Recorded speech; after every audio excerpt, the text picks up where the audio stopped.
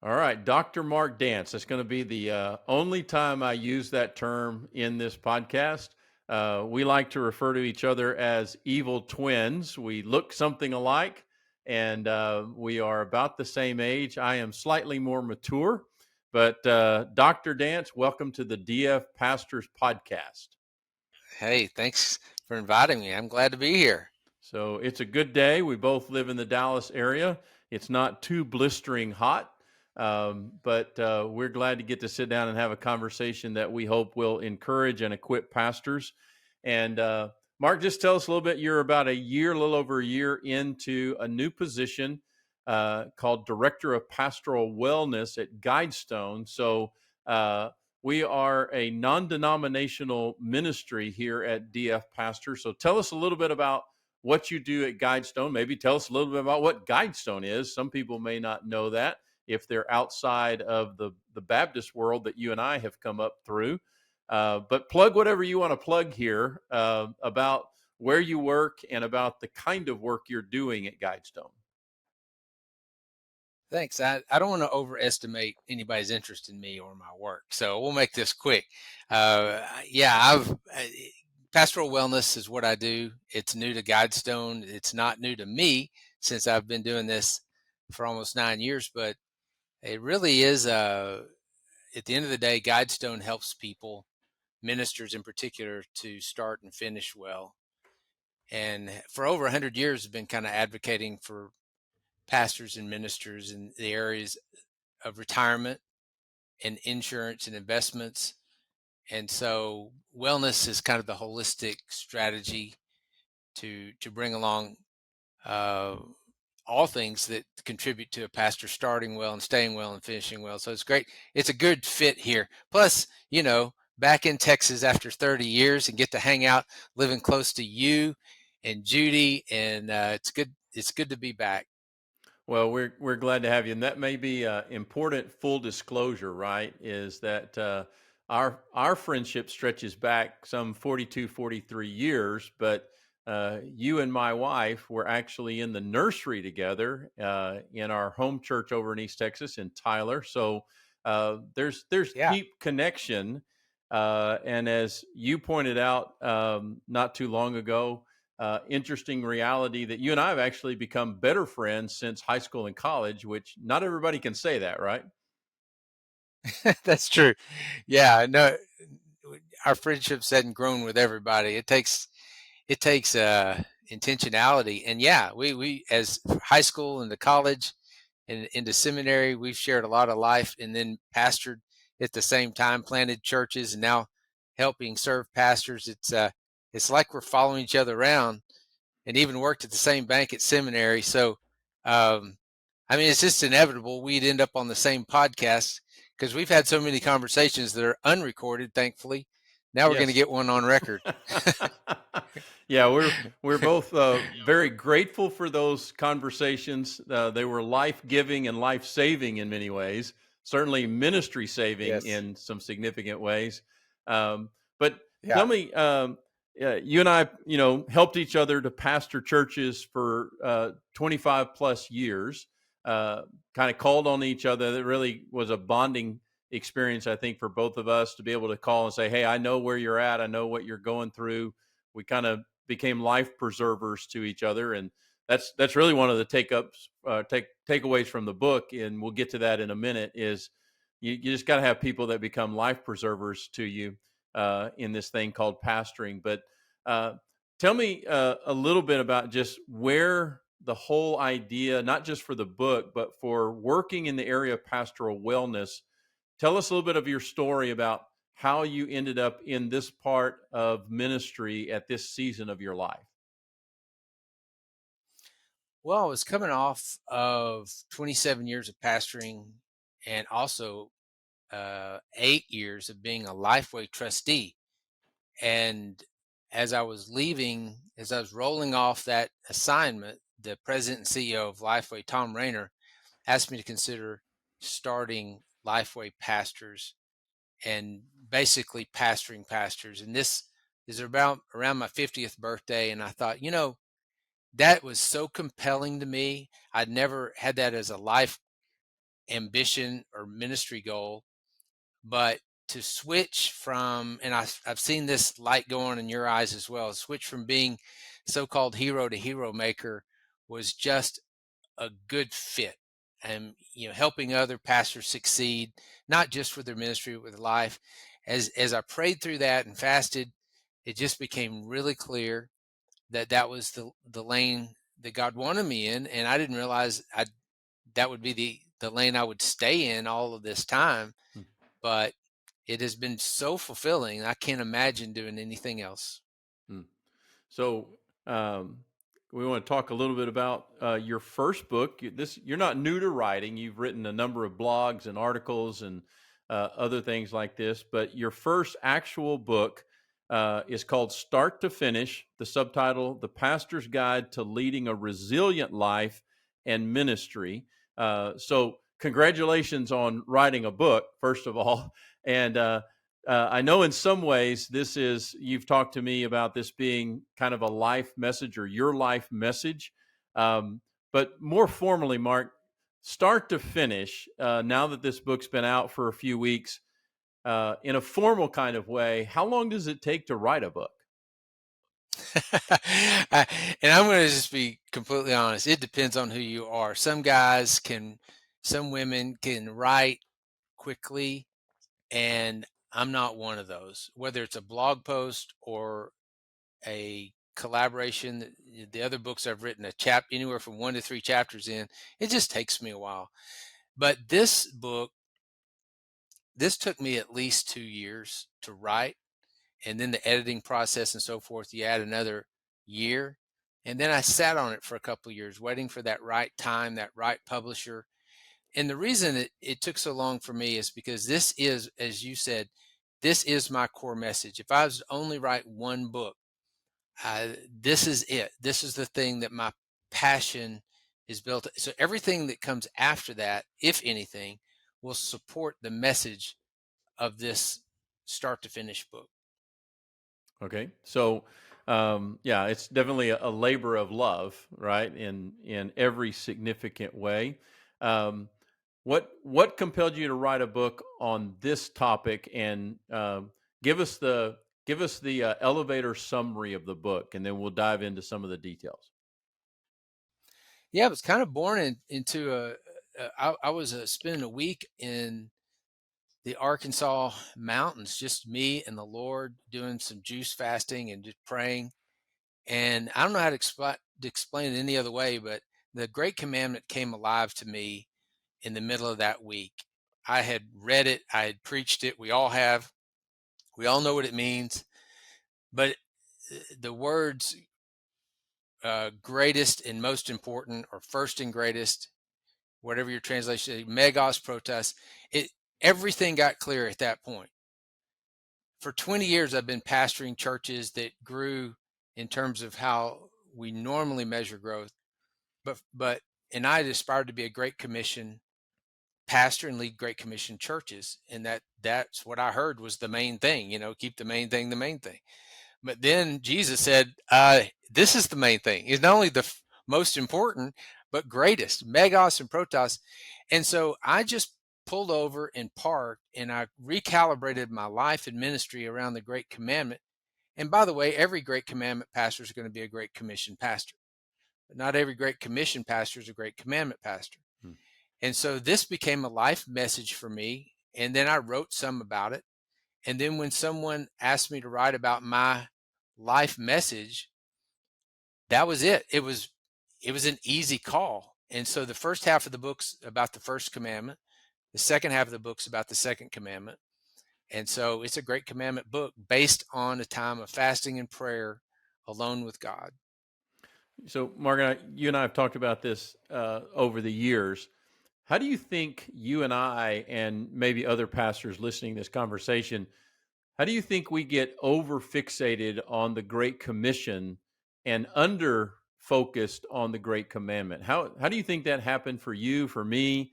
How might that be happening for other people? Where does that trap door come in? Well, some of us are task oriented people. We're the Marthas, right?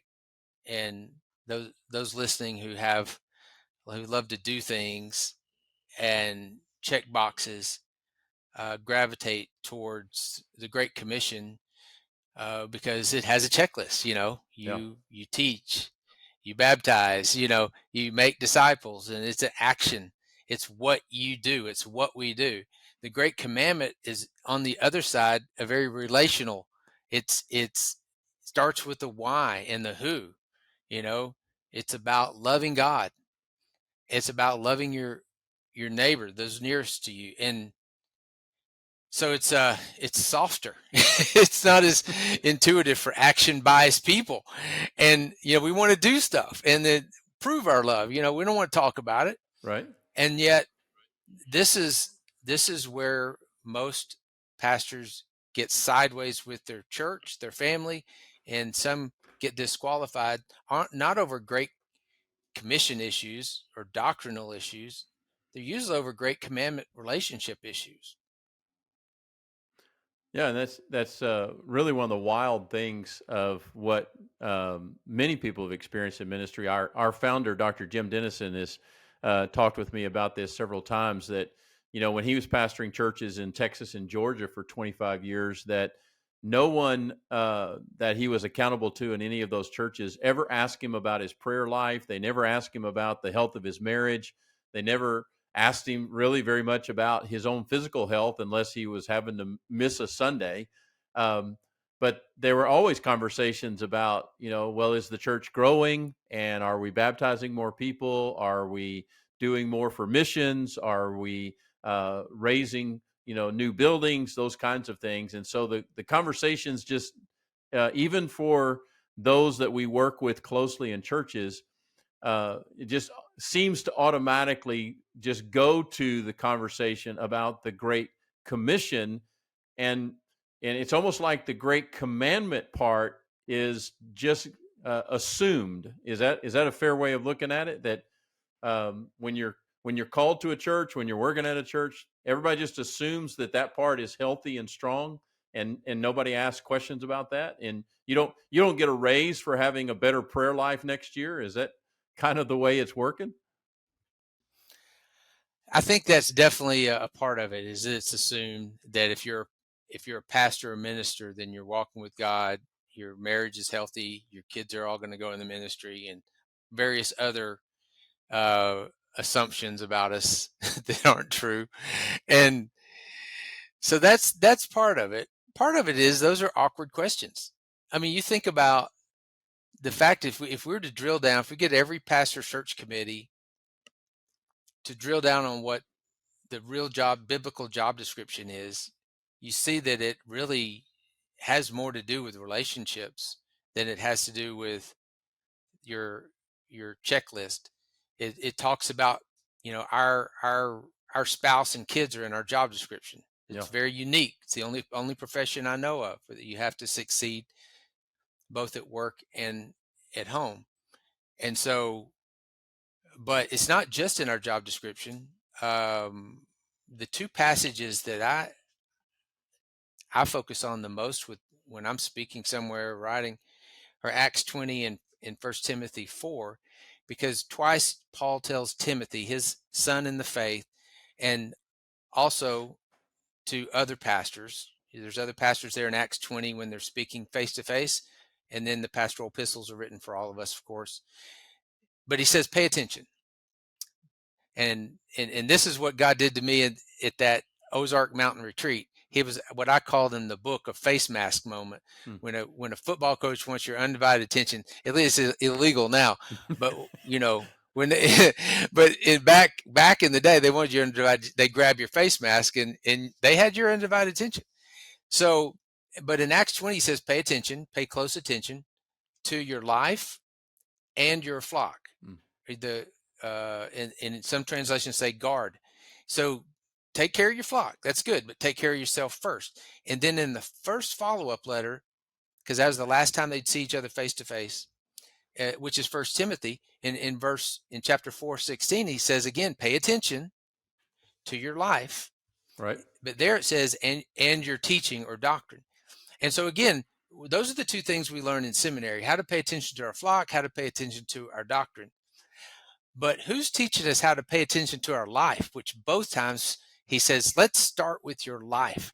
And those are the things that we take our eyes off of, we stop paying attention to. And that's the purpose of writing this book. I want to help pastors pay attention to their life so that they can not only start well, but stay well and finish well. And that's what you're doing. That's what Denison Ministry is doing so well also. And I love that Jim called that out. Hardly anybody brings that out in an interview. You know, the things that are most important are left out because they're either awkward or, like you said, people assume them to be true about us. Yeah, and I think that's where, and we're seeing this over and over again, not just in churches and in ministry life. We see it in business, we see it in government, we see it in entertainment and sports, where we all get opportunities because of our competency, our capacities, our skills, our gifts. We all get trained in that way, and that opens up opportunities for us to basically get a job, have a life, serve a church. But if our character is too much assumed both by us and by others, then it's going to end up. Character may not lead the way, but it does catch up, and we're seeing that. I just always think of the classic example of Tiger Woods, who was at the top of his game, but his capability carried him farther than his character could support. And I remember in his confessional speech where he said, like so many other leaders have said in one way or another, you know what, I just thought the rules didn't apply to me. The rules of relationship, the rules of character, that eventually caught up and basically cratered his career in some very significant ways. And we see that happening with pastors. We see it happening with leaders in other kinds of ways. But it really is kind of core, I think, to what you've written, is that the Great Commandment goes straight to the issue of character, and character coming out of your relationship with God and with others.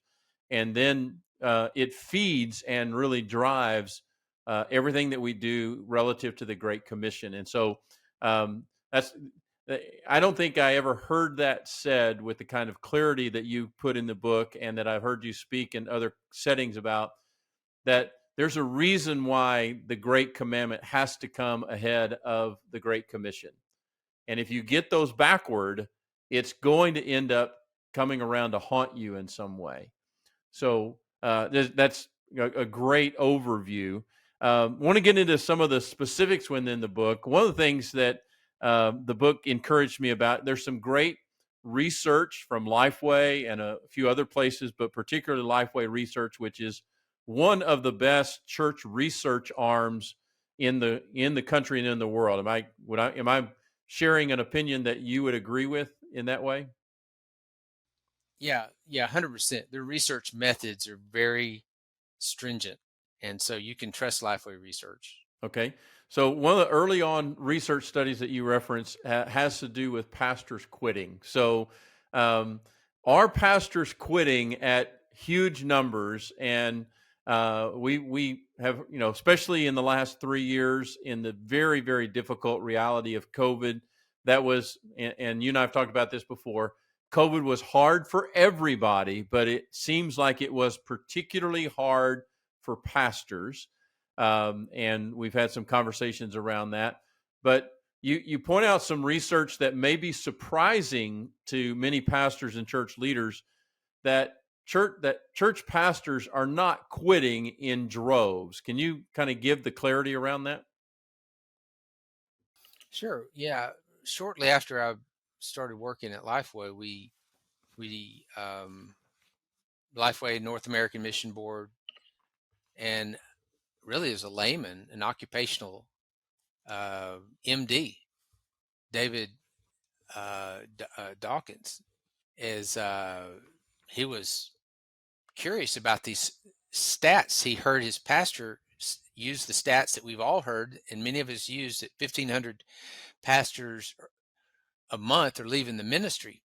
and they're in most of the books that are similar to mine about pastoral health. But we did a deep dive, did a research project of our own, and found out a couple of things. One, those statistics have never been true. Hmm. And so you will read those in I have a whole stack of books that has them, they've been cut and paste those for 30, 40 years. It started in a straw poll, not a research project, but it just like a few dozen people at a seminary in California raised their hand. There was a pastor burnout seminar at that. And before people validated research, about 10, 15 years later, HB London put it in a book. And so everyone either usually sources Fuller Seminary or HB London as a source of that. But the fact is, it was a straw poll. We did a deep dive research on how many are actually leaving, and it's around 250 a month, and for different reasons. And you and I would be counted among those 250 Hmm. in the way the research is done.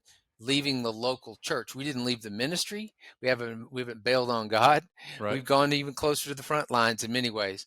But and so that's 1.5%. So that was 2015.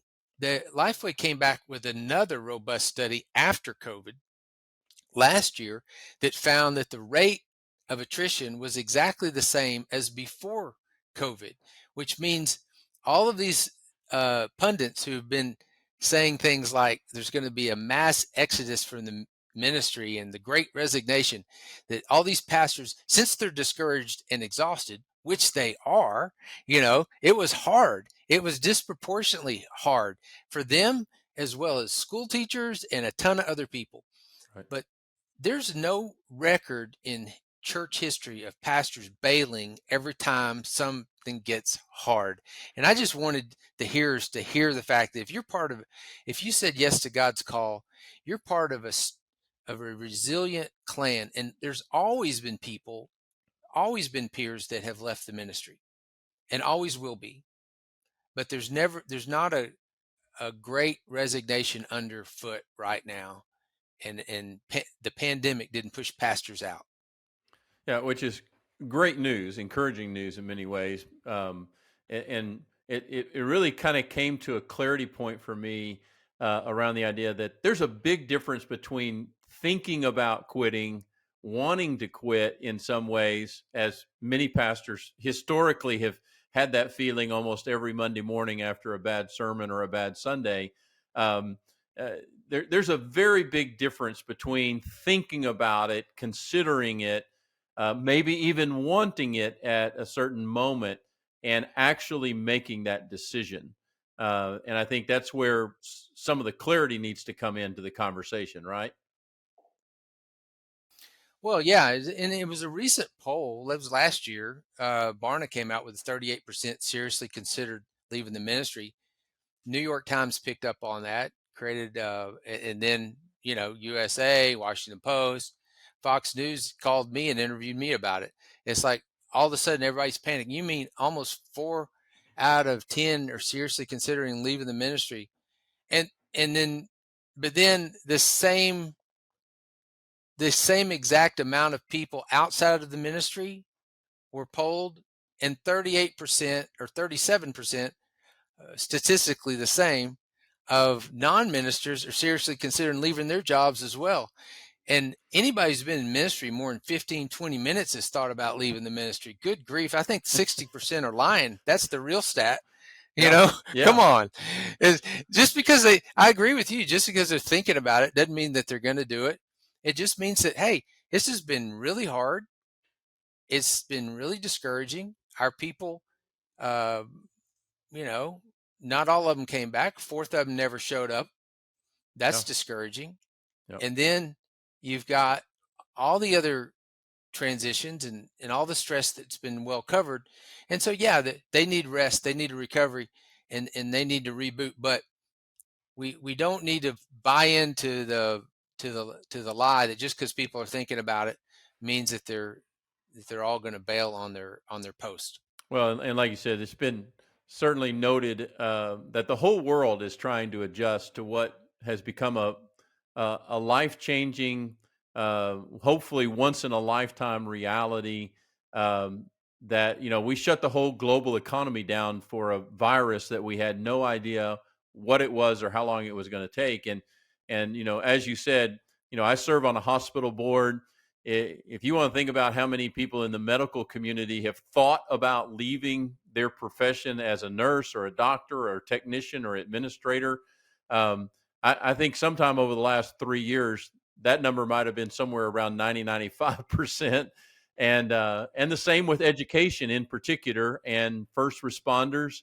Um, and and when you step back now, 3 years, 3+ years post COVID, and you're like, yeah, everybody was like, you know what? I don't know if I can sustain what I've been asked to do in any of those environments. And so, it's an encouraging word that, hey, we are all struggling, and particularly caring professions like ministry, education, medicine. There is a disproportionate effect on some of these environments and industries as opposed to others. And but really, I think your book comes at a timely manner, at a timely moment, because the issue of pastoral resiliency has always been there. It's only been magnified and clarified in many ways because of the pandemic. I remember I was at a meeting that you hosted in Oklahoma a couple of years ago. 100 pastors in the room. Got into a subgroup with about, I don't know, 20 or so pastors, and one of them said, "Hey, I've been in ministry for a couple of decades, and 18 months past the pandemic, I've had the hardest thing said to me that I've ever had said to me in ministry." And then somebody else in the room said, "You know what? I've had the hardest thing said to me as well, but those hard things came from some of my best people, some of my fellow leaders, some of my elders, deacons, some of my staff members." And that's just been indicative of how hard it has been in the world, not just in the church and not just in ministry, but how hard it's been in the world over the last 2 or 3 years is kind of what's come clear to me. I want to come back to the book, and specifically come back to the way you take the Great Commandment as really the bellwether of resiliency, this love relationship that we have with God. And I've had a number of conversations with Dr. Denison and with others around this. Jesus said the most important thing is to love God with your all your heart, soul, mind, and strength. And part of what you say in the book is that this is about an integrated love, whereas I keep trying to figure out in my modern-esque world and mindset, how do I break this down into four very defined categories? But that's not really uh, the best way to look at this, right? We're trying to apply modern psychological understanding to something that probably wasn't being thought of in that way when Jesus is quoting Deuteronomy 6. Can you kind of unpack that a little bit? Yeah, I was struggling with the same thing as I'm deep diving the Great Commandment. My natural tendency is a Western linear thinker, is to just, okay, spiritual's over here, mental's over there, physical's over here, and then I started to wrestle with the overlap that was in Scripture when Yep. heart and soul were used simultaneously, interchangeably, and in the Old Testament, heart and mind. I mean, there was. Um, that's why mind's not in the original Deuteronomy 6, because Hebrew Hebrew thinks with his heart, right? Right. Whereas a Greek is feeling with your heart. Well, the fact is, the big word in the Great Commandment is all. Hmm. And the list changes from gospel writer to gospel writer. They don't all have the same exact list, because at the end of the day, my body is a temple that put on the altar. When I gave my life to Jesus, I gave him my body, my soul, my mind, my heart, and the internal and external, everything. And so it's comprehensive covenant, and it is, as you said, to be integrated. So what some call holistic or whole life discipleship, any of those work, that's very comprehensive. And so when we talk about starting and finishing well, we're talking about managing, which that word is twice in 1 Timothy 3, that word managing all of those things that that like what I eat today, those are spiritual decisions. How much I slept last night. Those are just physical. I mean, the Gnostics tried to separate that, and it didn't work out so good. But even the relational decisions, the financial decisions, those are all stewardship decisions, all spiritual decisions.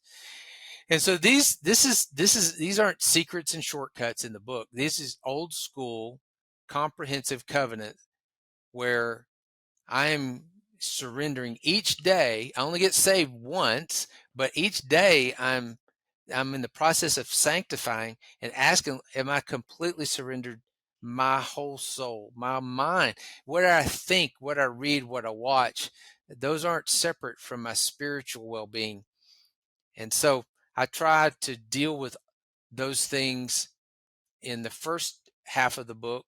I do have a chapter on heart, a chapter on soul, a chapter on mind, chapter on strength of the body, but also show how that they are integrated into one person in one relationship, or all our relationships actually. And that was a big one for me, because we have some things as Westerners to unlearn about how God created us in the lordship issues at hand. Oh, absolutely, and that's one of the one of the things that was really most clarifying and helpful for me was just this idea of it being integrated, in that um, I wasn't failing if I couldn't really slice this into four, or adding the second commandment to it, or into five nice little pieces of the puzzle, right? And I think I've tried to do that maybe my whole Christian life. I remember, you may recall this, but you and I used to go to Bible study when we were teenagers with our youth minister, Franklin Krause. And I remember one of the things that he said when we were talking on this topic 40 plus years ago. He simply said this: a Christian is someone who gives all that they know of themselves to all that they know of Christ every day. And that's really kind of a summation of what the Great Commandment is all about. You give everything that you know about yourself and everything you know about everything to everything that you know about Christ every single day. And that's the integrated part. Is there a couple of other gleanings that really kind of came to you in a fresh way besides this? I love the idea that the word all is the most important word. But were there a couple of other insights as you worked your way in this deep dive of the Great Commandment that became more clear to you that you hadn't seen before? Yeah, the last word in the Great Commandment is self. And I always knew it was there, but for a pastor, that's kind of counterintuitive to take care of ourselves, Hmm. to love your neighbor as yourself. And as I began to study and bring out the book, I realized in those passages I mentioned before about your life, well, the word self and the word life are usually translating the word psyche, which is also translated soul. Hmm. So soul care and self-care are the same thing. So this is even though psyche, we use the word psychology and intend to only think of the mental health, that's not how the Bible uses the word soul. It is a comprehensive umbrella term that's talking about the here and now, not just the later on. And so self-care is strategic. It's not selfish. Hmm. And taking care of yourself has a collateral blessing on the people around you. If I can read that again, or quote 1 Timothy 4:16, it talks a little more about this. Read the whole verse. Yeah, please do. Pay close attention. Pay close attention to your life and your teaching. Persevere in these things, which is another word for resilience. Persevere in these things. Don't quit. For in doing so, you save not only yourself, but also your hearers. So in paying attention to yourself, or in the commandment, great commandment, loving yourself, you're not only blessing yourself, but in God, but you're you're also helping others. And it says saving, not only saving yourself, but saving others. You're not saving anybody from their sins. You can't save yourself or anybody from sin, but you can save people from your stupidity. And I think that's what he's saying is, pay attention to your life, persevere. And in doing this, if you do that, then you're going to bless not only yourself, but also that your hearers, the people in your ministry, will benefit from you paying attention to your life. So yeah, go a little bit further with that, because this is one of the great parts of the book where you're trying to help pastors understand that uh, even though Jesus is telling us that we are to die to ourselves, um, that there's a very big difference from self-care and being selfish. That if you're not doing what Paul says in that verse, which is to take care of yourself, you're actually not honoring God, and you're not putting yourself in a position to be the blessing that God wants you to be. And that there are some very fundamental things, we'll get to them in a minute, in the book, about what it means to take care of yourself holistically. Can you kind of walk us through that a little bit? Just this idea. There's been, I've had pastors across the year. I've been in a pastor's, I would just have to call it a support group. We get together once a year, and some of the older guys, I'm 60 years old. Some of the guys in the group are older than that by a decade or more. And there's stories in there about basically how they didn't take care of their health. They didn't take care of their marriage. They didn't take care of their parenting, other things. And they did it under this, well, I was serving God by serving the church. Walk us through that some, and how you try to bring some clarity around that thought process. Well, just in the most practical ways, I'm going to step on a couple of landmines on purpose, but I want people to hear this with grace, not guilt. But the things that we talk about in the book, and I talk about in my ministry, they didn't talk about when we were younger ministers. Right. One's mental health. Nobody talked about that. Yep. And we took a counseling class at seminary. That didn't make us a counselor. And so letting people help you, if you think that you might be stuck somewhere and your thoughts are keeping you up at night, or they're going to dark places, then don't try to self-diagnose. Just ask for help.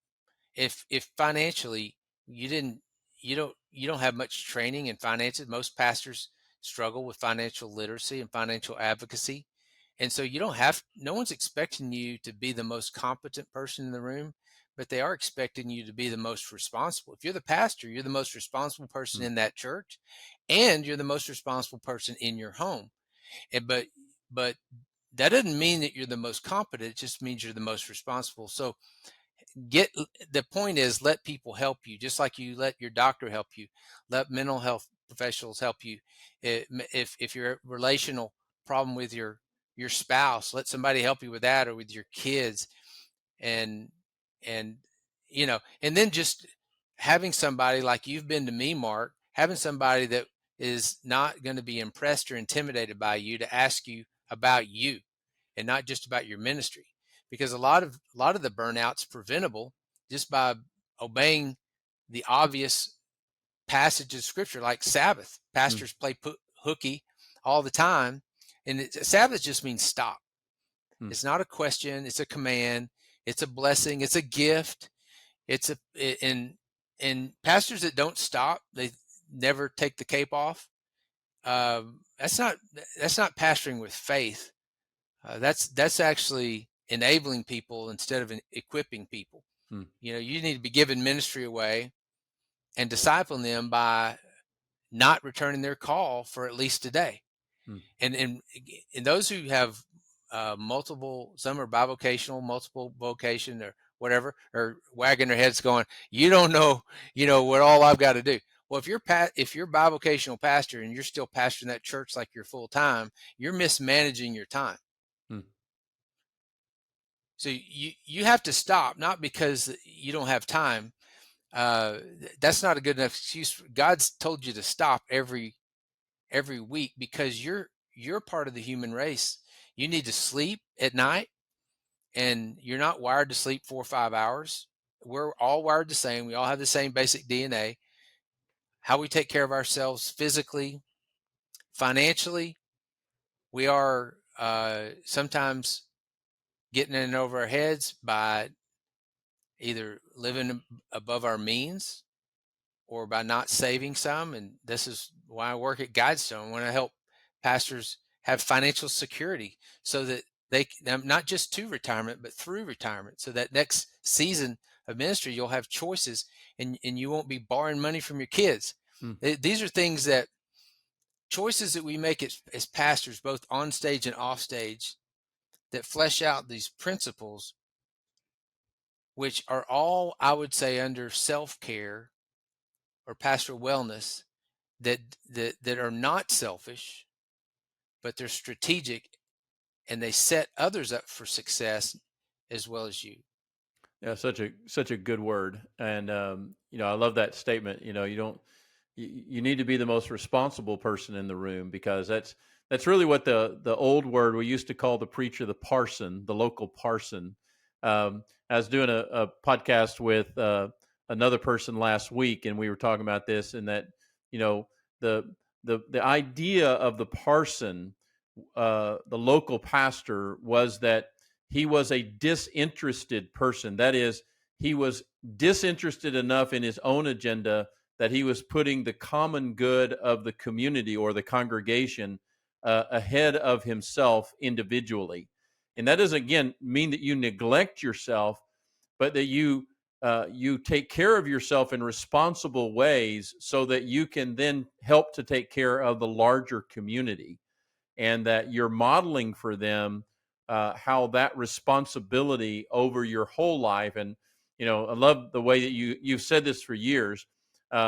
Ministry is the one place where you have to win at home, you have to win in your marriage, and you also have to win at church. It just requires that, and the Bible has that as a requirement, that the way that a person manages his home and his primary relationships are the microcosm of qualification for leading the church.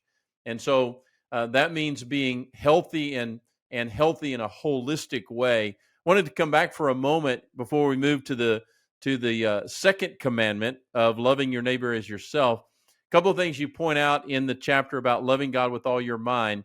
26% of American adults experience a diagnosable disorder each year.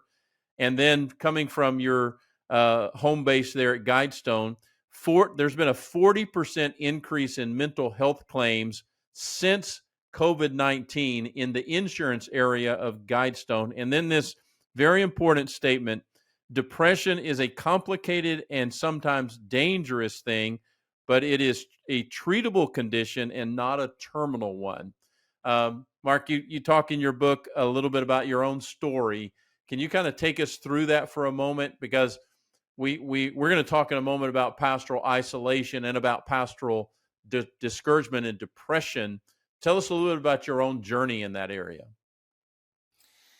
Yeah, about 14 years ago, I think it was, there was something about me that was different. It wasn't obvious to anybody. No one had called it out, but I just thought, I'm stuck. Everybody gets down. I think everybody gets burned out, and everybody gets depressed. It's an in season, out of season, right? You're not always in a state of revival or honeymoon. But it had gone on for a while. And I asked Janet first, do you think I might be clinically depressed? Because we'd seen something on television that kind of prompted the question. And she said, nah. He said, you're in the middle of this relocation. And, we had a couple of teenagers at home we were raising, which, when our daughter turned 14, it's like a whole youth group had moved into her body. It was confusing, who are these people? But it was hard. Some seasons are hard. And I said, you're probably right. The next day I woke up and I remembered that Janet's not a mental health professional, and neither am I. He said, I might as well say, hey, do you think I have cancer, by the way? Right. And so I did something radical for a pastor, for a caregiver. And I called my doctor, set an appointment. He asked me a bunch of questions that doctors ask, diagnosed me as clinically depressed, and gave me a prescription We're going to try this. I don't know if it's strong enough. We try something else, this doesn't work. Anyway, I said, man, I don't have time for that. I'm in the middle of this, relocation, but I'm sick of being this way.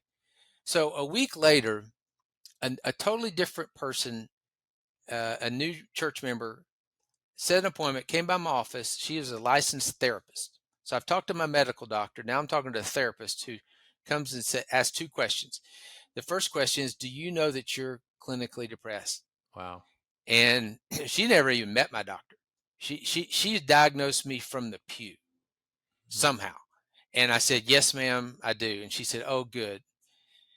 And second question, are you taking anything for it? And I said, yes, ma'am, I am. And she again said, oh, good.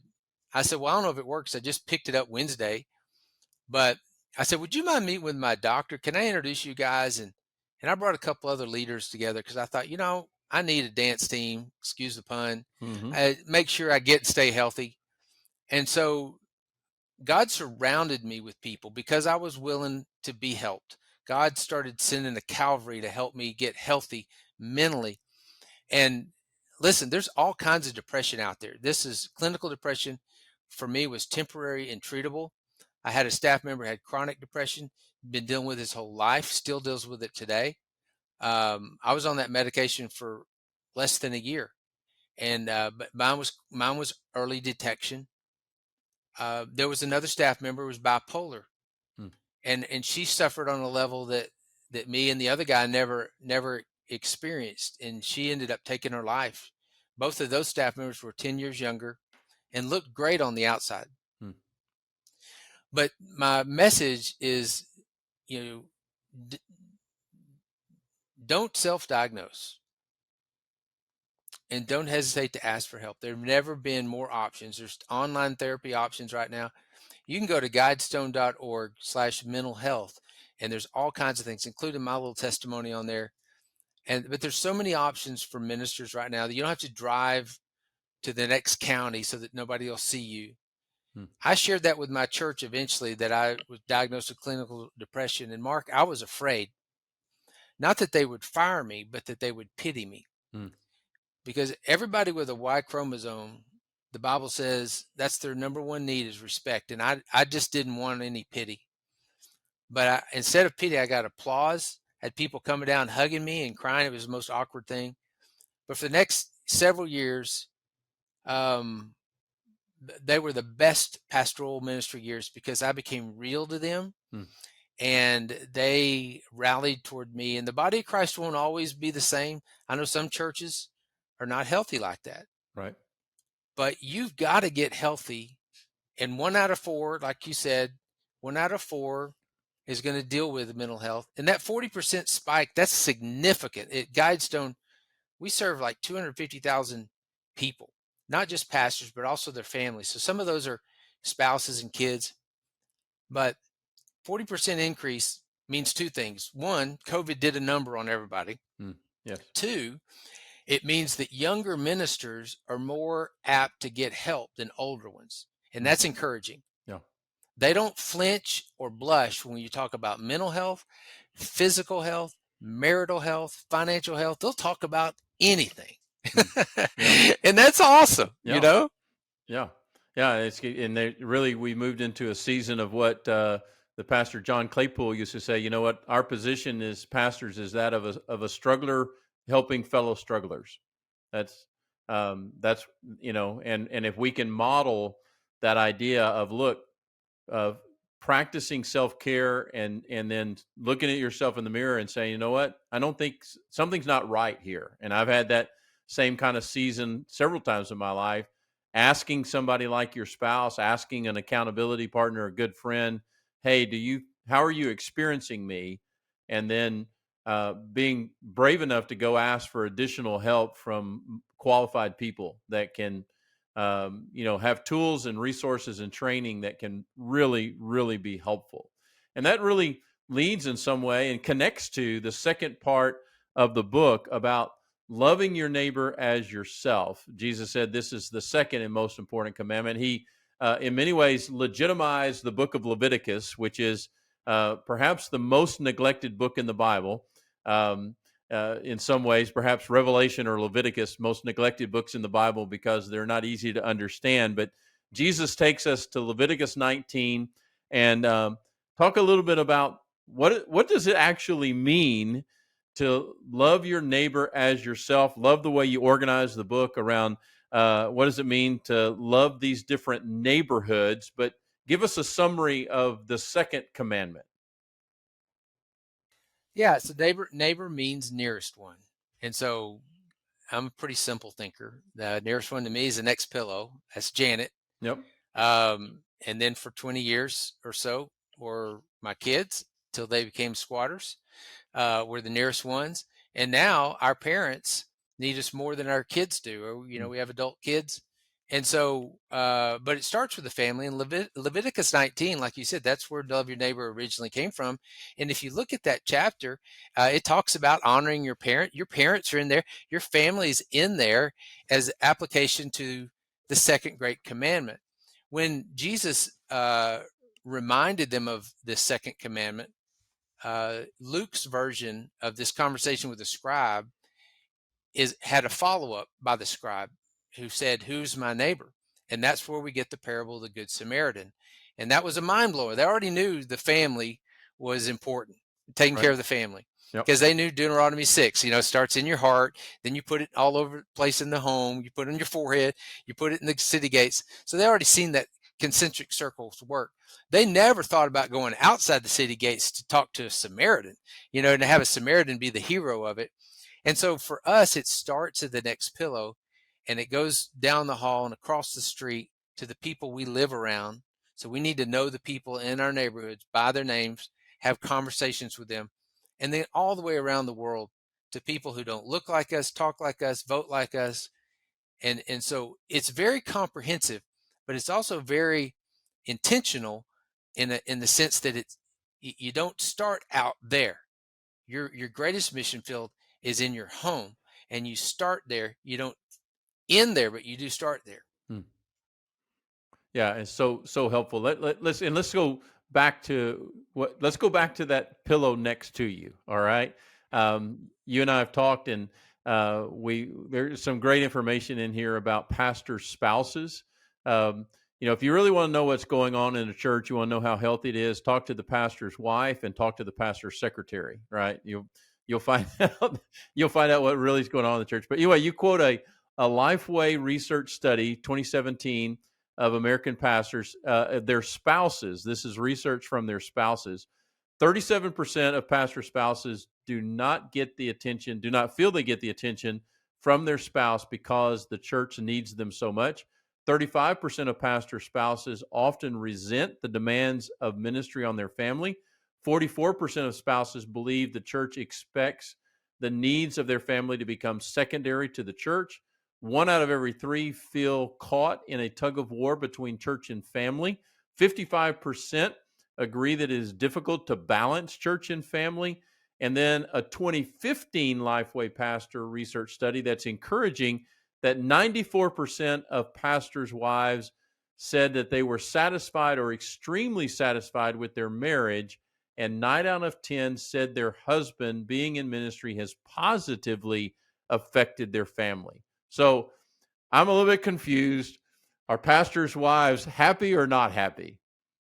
Yeah, no, it's a mixed bag. And if anybody wants to deep dive, this will probably be in your notes. But pastor research or Lifeway research, and then put in the search spouse or pastor spouse. It is a mixed bag. They're very transparent about the fact, because these are anonymous surveys, that ministry's hard. The whole glass house deal is tough. Expectations are unrealistic, just like you would expect. However, they rate their marriage anonymously as strong, and both the pastors and the spouses, they're called a ministry is strong. Their love for that, it's important. And so in other words, it's saying that pastor spouse are very resilient, and they're just as much as called, just as much impacted, but it is a tough call. That's why we want to help pastors early in their formative years of their calling which is usually in their teen years, so they don't date the wrong person. Hmm. You and I were very fortunate early in life to marry two rock stars. As you mentioned, I've known you 40 years. I've known Judy 50 years. You married a rock star. These are low drama, straight shooting women who are strong. They don't, and they're, um, but we have to make sure that they're okay. So if you're a minister and you're maybe vocationally your spouse is not on the org chart, check their pulse to make sure that they're doing okay along the way. Don't assume it to be true, because they need to be they don't need to become victims of that ministry either. Hmm. They expect it to be hard, but they don't expect to be victims in their ministry, and they're part of the same family that you are. But your ministry will never be stronger than your marriage. And so the best thing you do for your kids as well as your church is to demote them. Hmm. This is a huge takeaway. And I know if anybody's left listening on this podcast and you're still hanging on, this will be worth the price. The Bible teaches us from the get-go, from Genesis 2, to start demoting people. That's how you practice great commandment Christianity. First, your parents. When you say yes to your spouse, you break up with them, you leave them, you demote them. Then you have kids. Don't demote your spouse when the kids demand a lot of attention. Give them attention they need, but don't stop giving each other attention. Hmm. Then when your parents need attention, your job needs attention, your ministry needs attention, everybody wants it, and you've never been more accessible than now. However, make sure your marriage is growing, because your ministry needs it to, and because you've made a promise, a covenant. That's your second love. And so that too, pay attention to yourself, but secondly, pay attention to your spouse. Hmm. Those are the orders. First, Jesus, your first love, your spouse is your second love, and then to yourself. And then all the other people get blessed when you manage your life in that way. Yeah, such a good word, and we don't have time to go much further. But one of the things you point out in this area is that many pastors, you and I included, are in some ways cursed with the curse of overcommitment. Hard for us to say no, and because it's hard for us to say no, we don't create margin where we can have focus on not only our time with God, but also time with our spouse, time with our family, time with friends. And there's a lot in here about the need for friends, and friends being able to hold us accountable and keep us healthy. Lots of good stuff in there. But I want to give you the last word. Who do you hope is reading this book? How would you hope people use this book, not only in what I would say a first reading, but maybe as an accountability tool going forward over the years? What would be your last word today, Mark? Yeah, the subtitle, A Pastor's Guide to Leading a Resilient Life in Ministry, implies my goal is that this would be a guide for younger ministers, and that I want to challenge those who've been in ministry at least 10 years to walk through this book with somebody early in their call, maybe before they even have a job Hmm. in the church. Or we have so many of the missionaries going through the missionary pipeline right now. Formally, only 30% will come out of it. And the reasons are they usually come out of it because of these relational issues. Some of these are physical, some are financial. They have certain thresholds. If you can reach someone, just do it one-on-one. I've got a couple of people, I've done that, or a small group, a cohort that is younger than you. Walk through it with them, and you will help them avoid so much pain in the future by getting their priorities right at the beginning of the race. Hmm. Yeah, such a good word, and such a needed word, right? We had some of these kinds of experiences early on, Mark, but we didn't have enough of them. We had a few, but not enough of them. And your book is a great tool, especially with your staff, with people that are considering and working their way through a ministry call. And it's also a great tool. Like you said, somebody that's been in ministry 10, 20, even 30 years. a great way to come back and to be reminded of what is the big why. Why are we doing all this? And your book really brought into clarity something for me of, years ago, in a moment of real challenge for me, I quit working for God and started working with God. And I never want to work for God ever again, only with Him. And That's good. your book really brought that into clarity in a fresh way for me. The book is Start to Finish, A Pastor's Guide to Leading a Resilient Life in Ministry. You can be a healthy person, a healthy pastor, leading a healthy church. You can do all three of those. The author is Dr. Mark Dance. You can find him as well at Guidestone Financial Resources. And you can find the book, Mark, right, everywhere, all the major book distributors. Yeah. And you can find it there. If this has been helpful to you, thank you for listening. But if it's been helpful to you, please rate and recommend us on your podcast platform. Please share this with other pastors and other ministry leaders so that they'll find out about this conversation and about Mark's book. You'll also find links in the podcast notes to not only Guidestone and to other surveys that we've referenced today, but you'll also find other resources there as well.